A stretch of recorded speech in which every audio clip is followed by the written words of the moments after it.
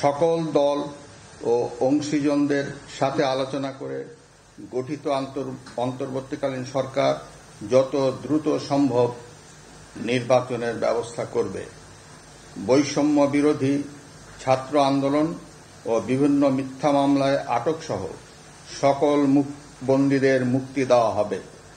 বৈষম্য বিরোধী ছাত্র আন্দোলনের নিহতদের পরিবারদের ক্ষতিপূরণ প্রদান ও আহতদের সুচিকিৎসার প্রয়োজনীয় সকল সহায়তা দেওয়া হবে। সর্বসম্মতিক্রমে বিএনপির চেয়ারপারসন বেগম খালেদা জিয়াকে মুক্তি দেওয়ার সিদ্ধান্ত নেওয়া হয়। প্রিয় দেশবাসী, আমি দেশের আইন শৃঙ্খলা পরিস্থিতি স্বাভাবিক করতে এবং লুপ্তরাজ ও ধ্বংসাত্মক কর্মকাণ্ড বন্ধ করতে রাজনৈতিক দলগুলোর প্রতি আহ্বান জানাচ্ছি।